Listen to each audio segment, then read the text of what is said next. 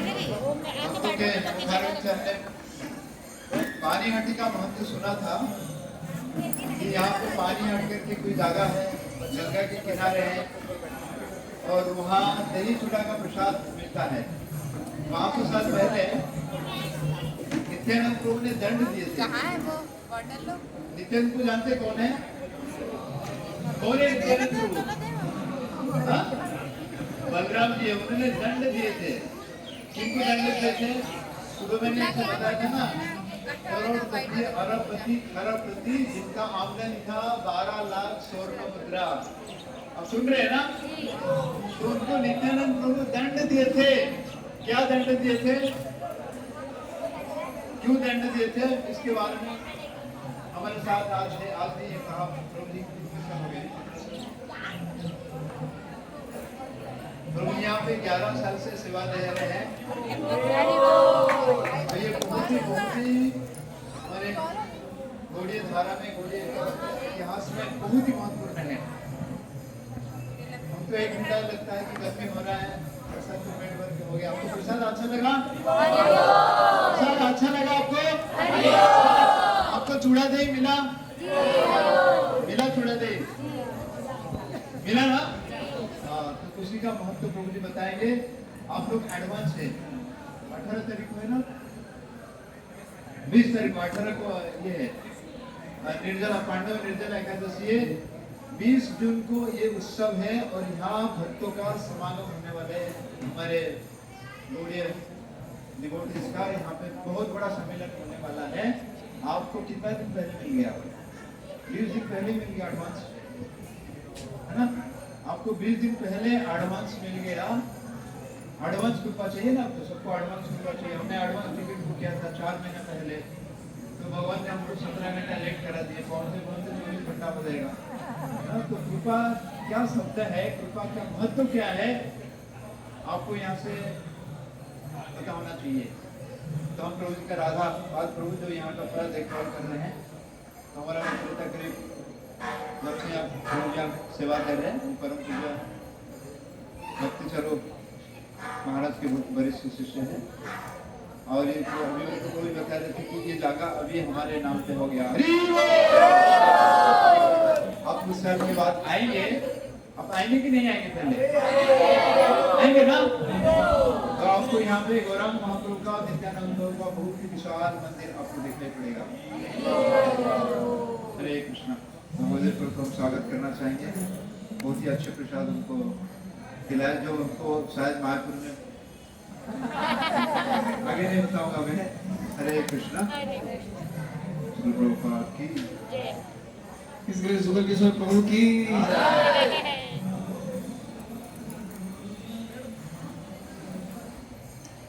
हरे कृष्णा। तो पुणे से आए हुए भक्तों का सभी का स्वागत है।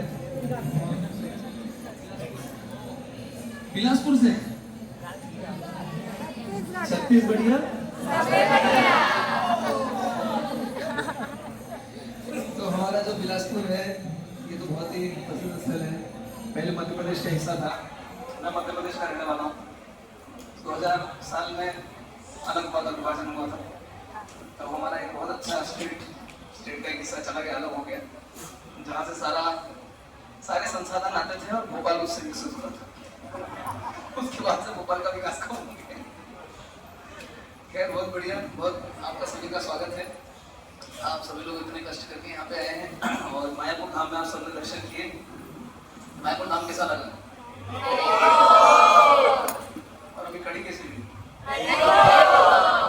मुझे लगा था पुणे वाले तो कड़ी बाबा होंगे लोग। हाँ, असल में जो पुणे के लोग होते हैं ना, मराठी लोग, कड़ी पीना बहुत पसंद करते हैं। इतना पसंद करते हैं, इतना पसंद करते हैं। कितना पसंद करते हैं पूछिए? कितना पसंद करते हैं? ऐसा हाथ लगाइए पर कितना पसंद करते हैं? इतना पसंद करते हैं कि उनको बोलते हैं कड़ी भाव। तो मुझे लगा शायद कड़ी भाव है सबके साथ। खैर आप सभी का बहुत बहुत स्वागत है। तो ये जो स्थान है पानीहाटी, चैतन्य महाप्रभु नित्य 4 स्थानों पर निवास है। सचिव रंधने, श्रीवास अंगने, नित्यानंद नर्तने और राघव भवने। पहला कौन सा है? सचिव रंधने, जिसको अपन हिंदी में बोलते हैं रसोई। बंगला में बोलते हैं रंधन, ईंधन से रंधन करते हैं, ऐसे याद रखिएगा। सचिन रंधन है, मतलब सची माता का रसोई करती है। कहाँ रसोई करती है? अपने इस्कॉन मंदिर से निकल करके दाएं हाथ पे जाते हैं तो पहले क्या पड़ता है? महाप्रभु का जन्म स्थान, आप सब लोग गए थे, योगपीठ याद है? जैसा मंदिर था सफेद रंग का, वहां पे महाप्रभु का नित्य निवास। एक दूसरा नित्यानंद नर्तन, यानी जहां जहां नित्यानंद प्रभु नाचते हैं, ठीक है, वहां पे महाप्रभु का नित्य निवास। तीसरा शिवास अंगने, उसी से निकल के थोड़ा और आगे जाते तो दाएं तरफ क्या पड़ता है? शिवास आंगन, बंगला बोलता है अंगन। सिनेमा था ना मेरे अंगन में तुम्हारा, याद रखने के लिए बता रहा हूँ इसको।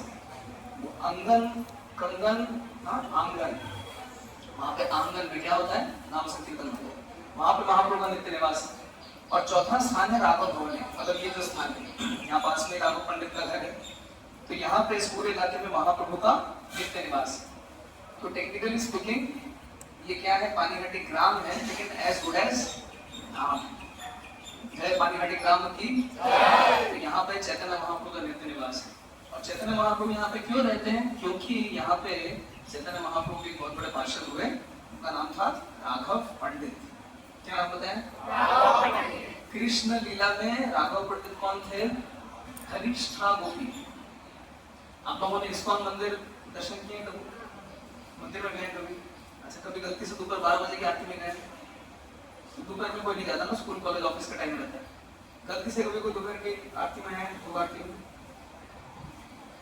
तो वो गाना सुना है और अगर ध्यान से गलती से सुन लिया तो बंगला भाषा में होता है, इसलिए हिंदी भाषा में ज्यादा समझ में नहीं आता। अब भाषा भक्का तो बात सलश्री और ठीक है, होता है, एक होता है भजन। हाँ, उस भजन में एक लाइन आती है, यशोमती आज्ञा पे धनिष्ठा आनी तो श्री कृष्ण प्रसादे राधा भुंज है प्रीतम। ये जो धनिष्ठा गोपी है कृष्ण लीला में, गौर लीला में क्या बन के है? राघव पंडित। ठीक है, याद रहेगा, बाद में वाइवा होगा। और जो सही सवाल का सही जवाब देंगे रोजन को कुछ मिलेगा? मिलेगा, कुछ तो मिलेगा, ठीक है, कृपा मिलेगी और कुछ मिलेगा भी, कुछ प्राइज भी मिलेगा, चिवड़ा दही मिलेगा। तो ये जो राघव पंडित हैं कौन थे? धनिष्ठा गोपी। ये धनिष्ठा गोपी क्या करती हैं? यशोमती माँ यानी यशोदा माँ को किचन में असिस्ट करती है, रसोई करती ना माताएं। छत्तीसगढ़, बिलासपुर, धमतरी वगैरह में, धमतरी का कौन है यहाँ पे? धमतरी का कोई नहीं, शुद्ध बिलासपुर है एकदम। अच्छा, मैं 3-4 जगह गया हूँ वहाँ पे छत्तीसगढ़ में, बिलासपुर, धमतरी और कहाँ और कुछ आसपास है। तो ये जो धनिष्ठा गोपी थी क्या करती थी? यशोदा माँ को असिस्ट करती थी। और इनकी एक और असिस्टेंट हुई गुणमाला मंजरी। गुणमाला मंजरी गौर लीला में क्या बन के आई? राघव पंडित की बहन। क्या नाम पड़ा उनका? दमयंती देवी। ठीक है, याद रहेगा। कौन कौन रहते हैं यहाँ पे जिसके कारण महाप्रभु यहाँ रहते हैं? राघव पंडित। कृष्ण लीला में कौन थी? धनिष्ठा गोपी। क्या? धनिष्ठा गोपी। और उनकी बहन हुई दमयंती देवी। राघव पंडित की बहन दमयंती देवी। कृष्ण लीला में क्या थी? गुणमाला मंजरी। याद रहेगा। कृष्ण लीला में कौन थी? और उनकी बहन कौन थी? धनिष्ठा गोपी। ये दोनों गौर लीला में क्या बन गए? भाई बहन बन गए। राघव पंडित बने और दमयंती देवी। तो ये लोग भगवान के लिए रसोई करते थे। कैसे रसोई करते थे? चैतन्य चरितामृत मध्य लीला 15 नंबर अध्याय श्लोक संख्या 84 से 87 तक इनके बारे 8 गुण बताए गए कि रसोई कैसे करनी चाहिए। डीटी वर्शिप, भगवान के विग्रह की सेवा जब करते हैं तो कैसे करनी चाहिए उसका वर्णन करते हुए कृष्णदास कविराज गोस्वामी बताते हैं कि सबसे पहले जब राघव पंडित भगवान के लिए रसोई करते थे तो भोजन कैसा होता था? सुस्वादु, टेस्टी फूड। आप में से कितने लोग हॉस्टल में रहे कभी गलती से या भी रह रहे? हॉस्टल का खाना खाया सब? अभी तो प्रसाद भोजी हो गए, लेकिन हॉस्टल का खाना पहले खाया होगा ना? कैसा होता है वो? मतलब खाना नहीं बोल सकते उसको उसको केवल गले के नीचे निकलना होता है नमक शक्कर लगा के जैसे जैसे व्यक्ति गटक लेता है अंदर। नहीं, भोजन कैसा होना चाहिए? सुस्वाद होना। कड़ी अच्छी लगी आज की? और छोलों का तो कहना है क्या, लाजवाब है। ऐसा भोजन होना चाहिए, टेस्टी फूड। पहला पॉइंट याद रखिएगा, जब भी भगवान के लिए रसोई करें भोजन कैसा हो, टेस्टी हो, सुस्वादु। दूसरा पॉइंट, जब भगवान के लिए रसोई करते हैं तो भोजन कैसा होना चाहिए, कैसे बनाना चाहिए। राघव पांडित के एक अभ्यास था, उनका अभ्यास था कि बड़ी शुद्धता से रसोई करते, मतलब बड़ी प्योरिटी थी। मतलब शुद्धता के मायने क्या हुए, मतलब वो गए किचन में, वो कल रात की सब्जी कहीं चिपकी हुई है, कहीं दाल लगी है, कहीं आटा फैला पड़ा है, और बस किया और बस चलो। नहीं, ऐसा नहीं करते।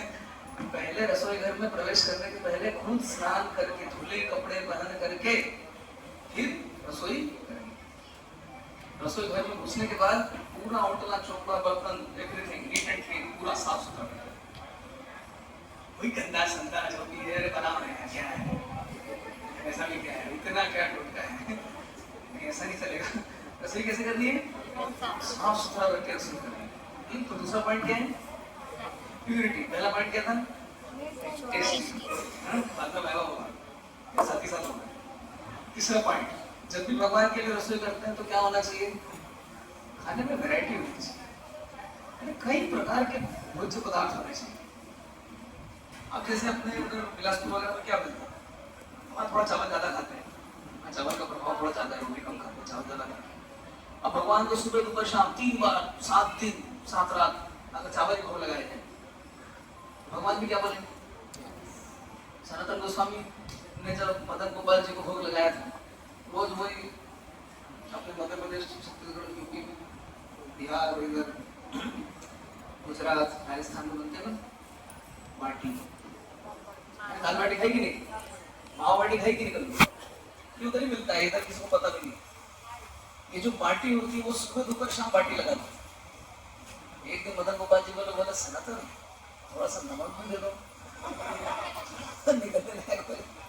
सनातन गोस्वामी, आज नमक मांग रहे हो, कल घी मांगोगे, तो शक्कर मांगोगे, पता नहीं क्या क्या मांगोगे, मेरी सेवा कब करूंगा, इससे काम चलाओ। तो शिक्षा क्या है कि भगवान क्या पसंद करते हैं, वैरायटी। भोजन में क्या होनी चाहिए, कॉलेज में कभी कभी क्लास सुनते हैं, हम 100 लोग सो जाते हैं, लेकिन प्रोफेसर एक फ्रीक्वेंसी पकड़ते, उसी एक फ्रीक्वेंसी में लगातार 2 घंटा 4 घंटा 10 घंटा 12 घंटा तक कूदता रहता है, और जब सोते सोते सोते सोते सुनते सुनते व्यक्ति कब सो जाता पता नहीं पड़ता। क्यों नहीं पता पड़ता, क्योंकि इसकी फ्रीक्वेंसी में कोई मॉड्यूलेशन नहीं होता, वैरायटी नहीं होती। तो भोजन में क्या होनी चाहिए, पहला पॉइंट क्या था, टेस्टी, दूसरा प्योरिटी, तीसरा चौथा आता है कॉस्ट। कॉस्ट सुनते मन में क्या होता है, कष्ट। जब भी हम अपने लिए खरीदते तो क्या लेते हैं, रिमंड्स, कंप्लीट पैक, रीड एंड। और जब भगवान के लिए खरीदते हैं तो अरे सस्ता वाला देते हैं यार, जल्दी ला, फटाफट ला, टाइम नहीं है यार, जल्दी जल्दी ला यार, होलसेल में लाओ, होलसेल रेट में लाओ, होता है ना ऐसा, प्रैक्टिकली ऐसा।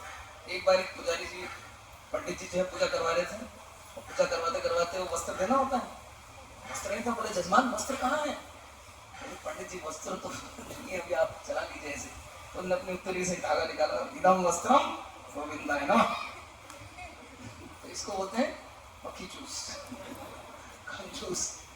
भगवान की सेवा में ऐसा नहीं करना चाहिए, कॉस्टली महंगे से महंगा आइटम हमारी क्षमता के अनुसार खरीद करके भगवान को भोग लगाना चाहिए।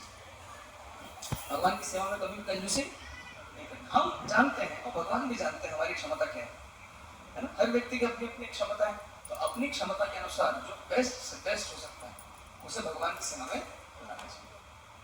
5वां पॉइंट आता है एफर्ट्स। राघव पंडित जब सेवा करते थे ना, बहुत परिश्रम करते थे, मतलब उनके घर में नारियल के पेड़ थे जिसको बोलते हैं बंगला में डाब, लेकिन वो कई मील दूर से बहुत सुस्वादु डाब लेके आया करते थे। मतलब भगवान के लिए क्या करते थे, मेहनत करते थे, परिश्रम का फल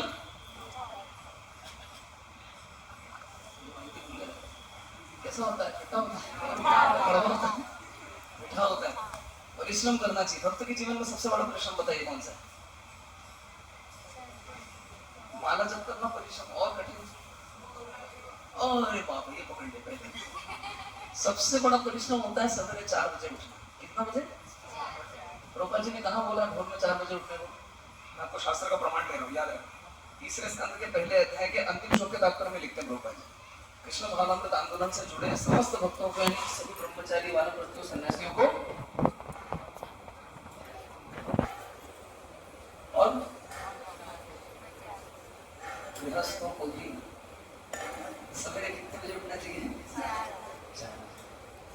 साढ़े 4 बजे उठेंगे? ये कैमरे वाले खाना हमारे लिए बात करेंगे, क्लियर मिस नहीं होगा, कल पकड़ेंगे सबको। सवेरे कितने बजे उठना है? 4 बजे उठना है। बहुत बड़ा एफर्ट है, मेहनत है, लेकिन ऐसा करने से कौन पसंद होते हैं? भगवान कृष्ण पसंद होते हैं। ठीक है। छठा पॉइंट है क्वालिटी। जब भी हम भगवान की सेवा करें तो क्या देखना चाहिए? अच्छी गुणवत्ता का प्रसाद बन रहा है कि नहीं बन रहा। हाँ, जो भोग तैयार हो रहा है अच्छी क्वालिटी का है कि नहीं। अब वो रोटी बनाए ना, टिकट बनाया, पता नहीं क्या बना के, काला पुला कुछ जला के कोयला ला के रखे, देखा भगवान खाएंगे उसको? नहीं ना। अभी हमको नींबू का छिलका पसंद है तो ठाकुर जी को भी नींबू का छिलका लगाएंगे हम। क्यों? क्योंकि विदुरानी ने केले का छिलका खिलाया था, तो मेरे नींबू के छिलके को नहीं खाएंगे भगवान। तो भगवान क्या है? भावक रहे, चिंतक रहे। हाँ, जो जीना है वो भगवान को नहीं खिलाना है, क्वालिटी होनी चाहिए, है ना। हमेशा बड़ी बड़ी कंपनियों में होता है ना, total quality management, total quality control. कौन है आपके से कॉर्पोरेट वाले? कॉर्पोरेट वाले कोई है? कंपनी के नौकरी वाले होता है ना कंपनी में, इस तरह टीक्यू क्यों होता है ना। तो हमारे कम्युनिकेशन में, हमारे प्रचार के सर्कल्स में क्यों नहीं हो सकता? हम लोग भी रख सकते हैं ना, क्वालिटी मैनेज करेंगे, अच्छी गुणवत्ता बनाएंगे। रथ यात्रा होती है छत्तीसगढ़ में, रथ यात्रा तो हजारों लोगों के लिए बनती खिचड़ी। कभी कभी ऐसा होता है ना, वो आलू काटा छीना है, छीना नहीं छीना, डालो यार, काटा पीटा लगा हो तो सब बह जाएगा 5 मिनट में, कहाँ मालूम पड़ेगा।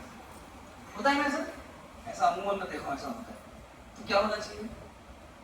ये अच्छा है क्या? ऐसा छिलका खिला सकते हैं क्या हम? तो क्या होना चाहिए? क्वालिटी होनी चाहिए, बहुत अच्छी गुणवत्ता का सामान हो लगाना चाहिए, अच्छे से रसोई करनी चाहिए। तो पहला पॉइंट क्या था?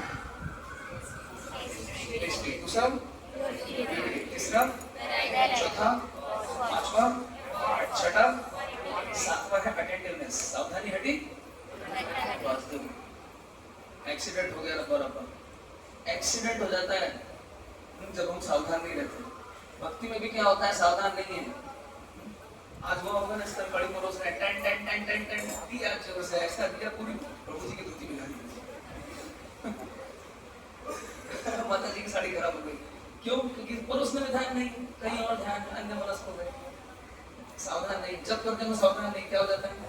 नाम अपराध हो जाता है। वैष्णव सेवा करते सावधान नहीं, क्या होता है? वैष्णव अपराध हो जाता है।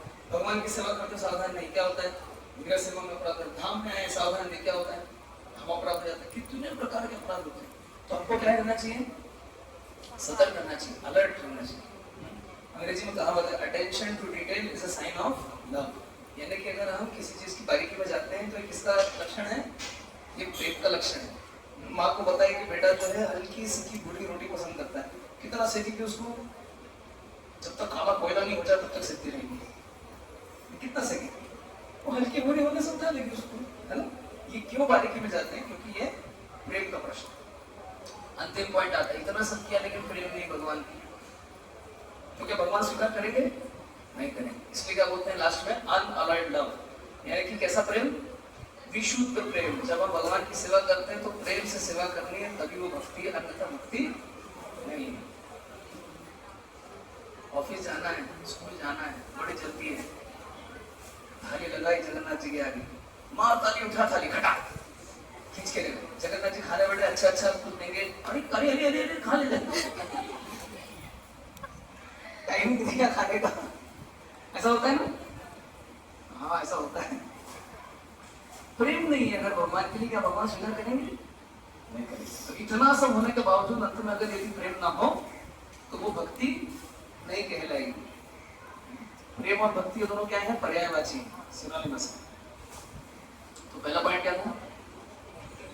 टेस्टी। दूसरा, तीसरा, वैरायटी। चौथा, फर्स्ट। पांचवा, फर्स्ट। छठा, क्वालिटी। सातवां, अटेंटिवनेस। आठवां, अनअलॉयड लव, शुद्ध प्रेम। तो ऐसे 8 शिक्षाएं राघव पंडित देते हैं। इस प्रकार से हमको भगवान की सेवा करनी चाहिए। तो राघव पंडित का घर यही करें। और यहाँ बहुत सारी लीलाएं हुई। यहाँ पे नित्यानंद को एक बार बोलते हैं कि मेरा अभिषेक करो। राघव पंडित को तो ठीक है प्रभु, आप अभिषेक करके बैठिए। सिंहासन पर बैठाया, गंगा जल लाए, दूध लाए, क्या क्या लाया, और कहा चालू अभिषेक। अभिषेक हो गया तो नित्यानंद हो गया तो मैं कदम पुष्पमाला पहनूंगा। राघव पंडित बोलते प्रभु अभी सीजन नहीं है, कहाँ से कदम के फूल मिलेंगे? तो नित्यानंद बोलते हैं कृष्ण की शक्ति से कुछ भी संभव है। देखो जरा, बाहर गए तो वहां जम्बूरे का पेड़ था, नींबू का पेड़ था। वो जम्बूरे के पेड़ के ऊपर क्या निकले थे? कदम के फूल निकले। क्या असंभव है? भगवान के लिए असंभव है? तो इस प्रकार ये लीला यहाँ पे हुई। और यहाँ पे राघव पंडित के जो सेवित अर्चा विग्रह हैं, श्री श्री राधा मदन मोहन जी, यही पे 500 साल पुराने विग्रह। कैसे आए? राघव पंडित के दादा थे, कन्नौज के ब्राह्मण थे। क्या नाम था? गंगा प्रसाद चतुर्वेदी।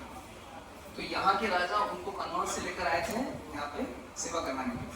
तो यहाँ गंगा का किनारा है तो उनको जगह पसंद आती, यहीं रहेंगे। एक बार में पूजा कराने जा रहे थे, ब्राह्मण थे, पूजा कराने जा रहे थे, तो वहां पे जो है पूजा कराई, लौट रहे थे, लड़का लड़की आते हैं, बोलते हैं हम आपके साथ नौका में पानी हटे जा सकते हैं, चलो मिलिए साथ में। आ गए, उतरे, घर जाके सो गए। तो रास्ते में रात को सपना है, सपने में लड़का लड़की आते हैं छोटे, तो हमको वहीं छोड़ दिया, नींद खुली, तुरंत दौड़ के गंगा जी के घाट पे। तो वहां पे कौन खड़े हुए थे? राधा मदन मोहन जी की। इस तरह से राधा मदन मोहन जी को ले गए। राधा मदन मोहन इनसे बातें किया करते थे। विग्रह नहीं तो साक्षात ब्रजेंद्र नंदन, विग्रह नहीं मानना है, साक्षात भगवान। और फिर इनके बेटे हुए देवी प्रसाद चतुर्वेदी, उनसे भी विग्रह की बड़ी दोस्ती थी, खेलते थे उनके साथ। एक बार उनकी तबीयत खराब हुई तो पिताजी पूछते तुम्हारी तबीयत क्यों खराब हो? तो वो खाना ही नहीं आया। खाना ही कौन खाना है? अरे रोजा का मेरे साथ खेलेगी, तुम्हारे साथ खेलेगी। फिर और इनको आगे करे तो मालूम पड़ा कि वो मदन मोहन जी उतर के आते हैं खेलने के लिए।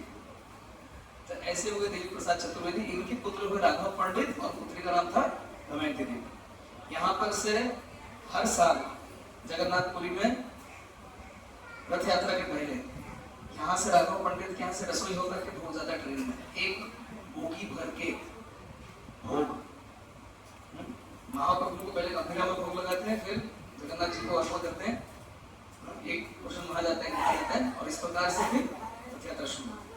अभी भी जाता है, 1 महीना लगता था यहाँ से जाने में उन दिनों। पहले क्या करते थे? सारा का सारा उठा करके, और ये जो इनकी झोली थी इनको बोलते थे, बंगाल बोलते हैं झाली, हिंदी में कहते हैं झोली, बंगाल बोलते हैं झाली। राघव बेला झाली, राघव पंडित के थैले, तो इसमें सारा प्रसाद जाता था। 1 साल तक बिना रेफ्रिजरेशन के, बिना प्रिजर्वेटिव के सारा का सारा प्रसाद फ्रेश आता। आप इनकी भक्ति की शुद्धता देखिए, कैसे सेवा करते थे। तो इस प्रकार से यहाँ पे राघव भवन में राघव पंडित की समाधि है। इसके अलावा रघुनाथ दास गोस्वामी जब महाप्रभु को ज्वाइन कर लिए तो उनके घर में विग्रह थे राधा रमण जी। उनके माता पिता ने आके उनको दे दिया, बोला आप इस मन, तो वो विग्रह भी यहाँ पे 500 साल से सेवा हो रही है। इसके अलावा एक राधा कृष्ण के विग्रह है और एक और निताई के विग्रह है।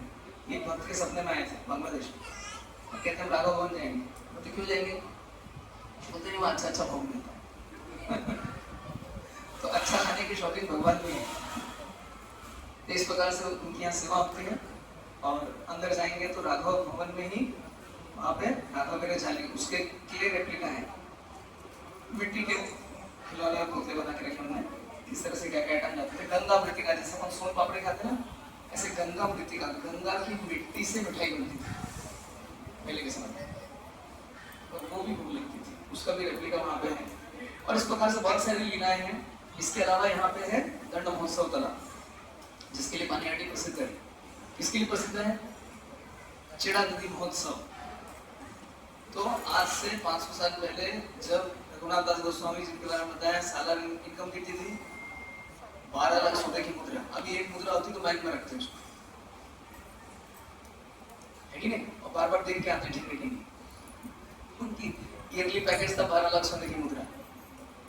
इसमें हमने छोड़ दिया घर और महाप्रभु को ज्वाइन करने का था, वापस भेज दिया, वापस जाओ मरकट दया करना करो, लोग दिखाइए अनासक्त विषय जो यथा जो के विषय जो अनासक्त हो गया।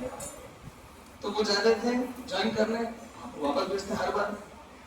फिर उनको पता पड़ा कि नित्यानंद प्रभु यहाँ पे आए हुए पानीहाटी, तो गंगा जी के उस तरफ आदि सप्तग्राम, वहाँ पे कृष्णपुर जिला है, वहीं पे वो रहते थे, वहीं के निवासी थे। नित्यानंद प्रभु यहाँ पे कैसे आए? क्योंकि नित्यानंद प्रभु हर साल भक्तों को लेकर के महाप्रभु से मिलने जाया करते। एक साल गए, महाप्रभु बोलते हैं यहाँ पे मत आएगा वर्षा, बंगाल प्रचार तुम नित्यानंद तुमको मैं बोला नहीं आए, मैं वो जगन्नाथ को देखने अच्छा जगन्नाथ को देखना है। प्रभुपाद जी तात्पर्य में लिखते हैं जगन्नाथ को देखना क्या है, इंद्रिय तृप्ति है।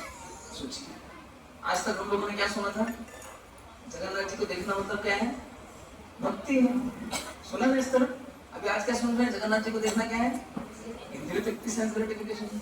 तो बताओ कि उनको देखने में प्रॉब्लम है तो करे क्या करना है, क्या करें।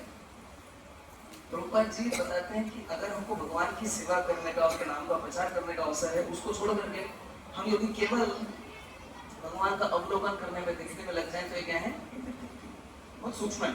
तो उन्होंने बोला बंगाल जाओ प्रचार शुरू। नित्यानंद को सबसे पहले कहाँ पे है, पानीहाटी।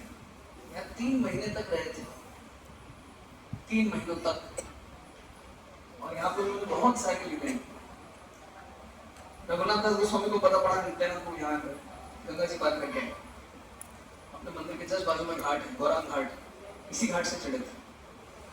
और चूंकि स्थान इस्कॉन को मिला है तो श्री श्रीमद भक्तिचरण स्वामी गुरु महाराज बोले कि निश्चित रघुनाथ दास गोस्वामी ने यहीं से प्रणाम किया होगा।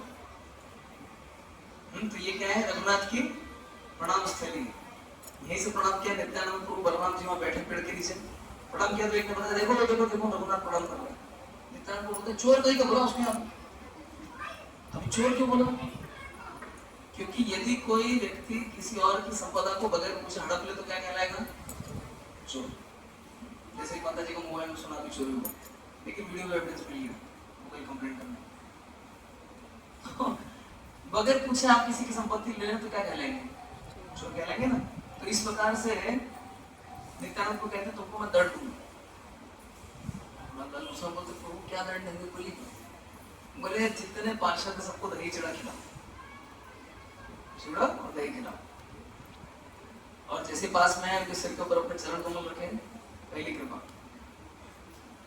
और रघुनाथ दास गोस्वामी करोड़पति के बेटे, अरबपति, खरबपति, मतलब कितने पति पता नहीं, अर्बुदपति, शायद इसके ऊपर कैलकुलेशन ही नहीं होता है ना, अर्बुदपति थे वो।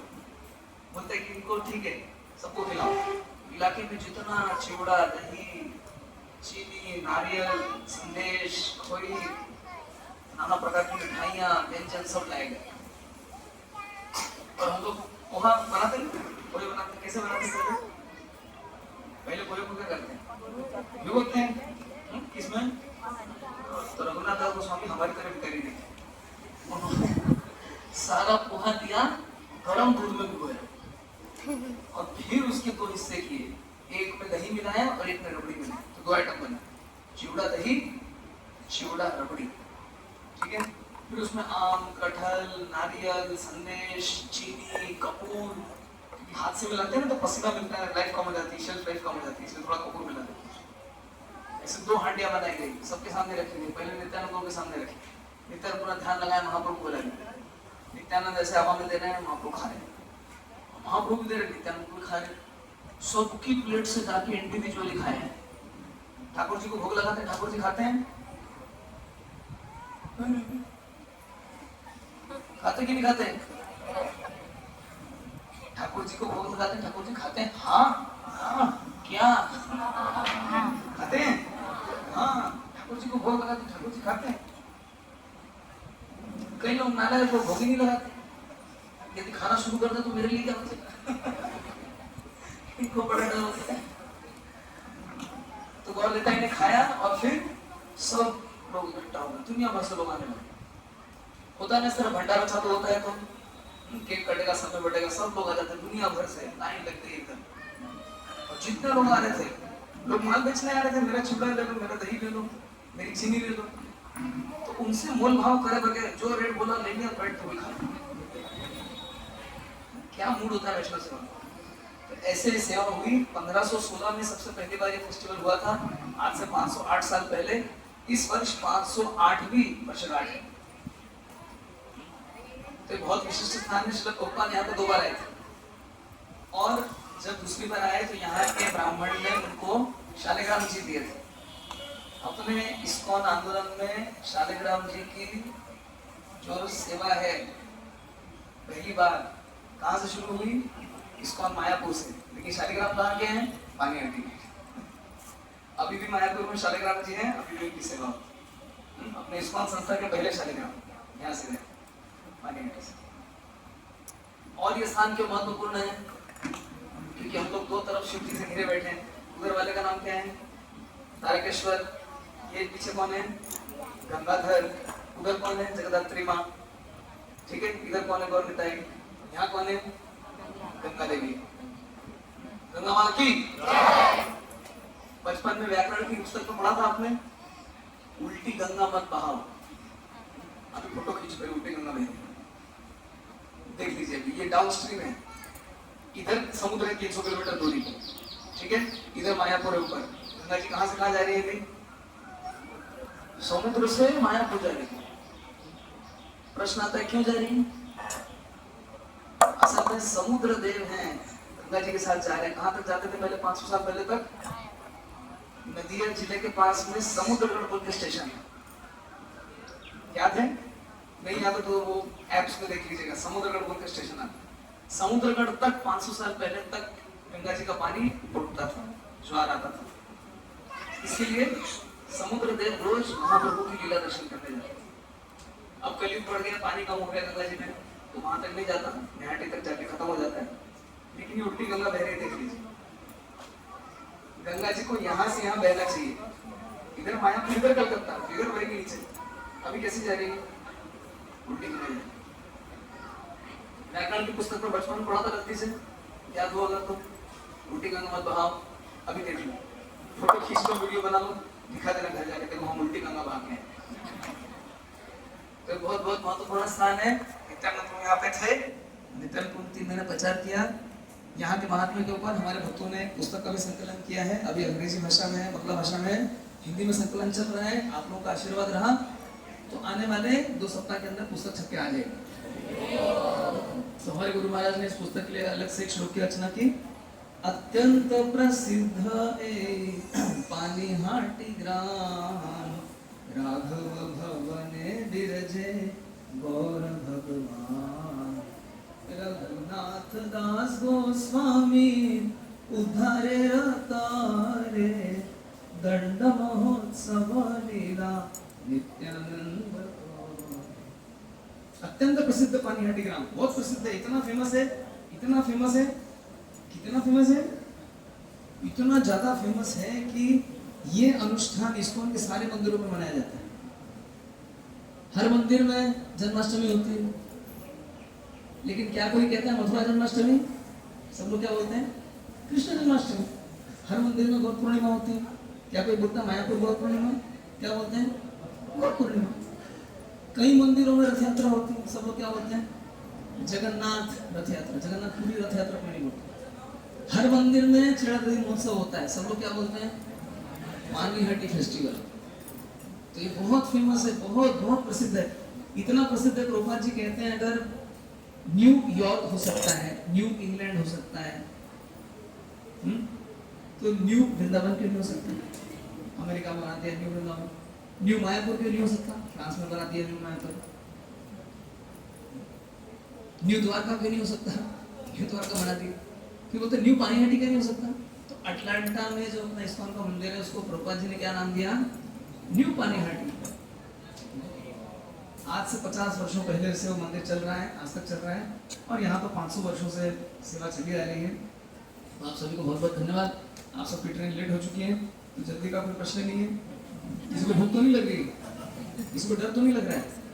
डरने की कोई बात नहीं है, गंगा जी सामने है, जिसको उद्धार करना है एक बार यहाँ से टिकट काटते हम लोग भगवताम का।